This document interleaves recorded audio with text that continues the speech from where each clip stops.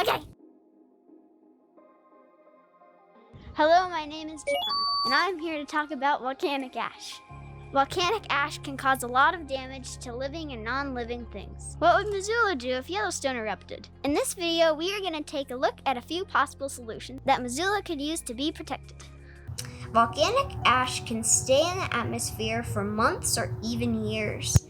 It is very gritty and can cause car motors, furnaces, and air conditioners to stop working. It clogs up air filters and harms human and animal lungs because it is very rough.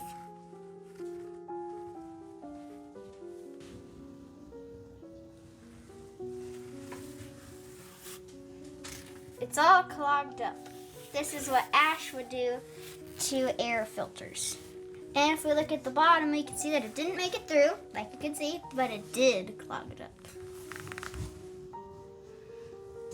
Volcanic ash damages the growth of crops because it could bury the crops in ash.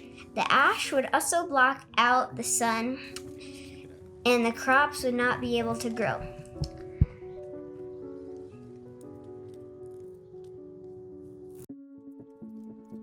What would you do if a volcano erupted in Yellowstone National Park and the ash came to Missoula, Montana? Well, this is something that you can do. You can use the respirators to breathe clean air and not ashy air. In this demonstration, I'll be showing the 3 respirators that I'm going to use. The government could stockpile PPE, so when we need it, we have it. PPE stands for personal protective equipment and includes breathing tools such as respirators and surgical masks. We could develop a new, better designed respirator mask to keep out volcanic ash. This mask could be cheap, comfortable, lightweight, and effective. It could also be able to block out viruses. If we could do that, then Missoula would be more likely to buy them. Full face respirator. This respirator covers your whole face, as you can see. This is a very high quality respirator that costs $400, so probably many people can't afford them. Another downside to this one that is very heavy and not easy to wear. This one costs too much to stockpile, so it would not be a good choice.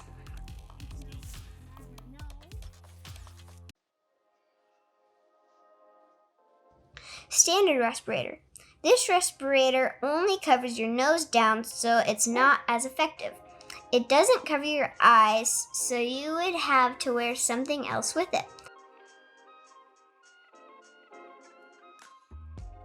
This respirator does not fit my face very well, as you can see.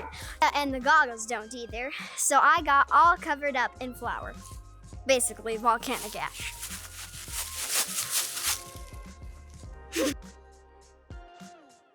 Cloth mask. This mask is not useful for safety against volcanic ash because they don't stay against your face very well. They don't have a filter. Yet, it is still very useful against viruses. They are also light, so they're easier to wear. They are also very cheap. Okay, let's see. What's the damage here? Oh! Take your goggles off. I can hardly see. How that is. Oh! Now, did you breathe in any, or did you get any in your mouth or anything? Uh-uh. Oh, let's see. I'll pop it open. Well, it actually did a pretty good job.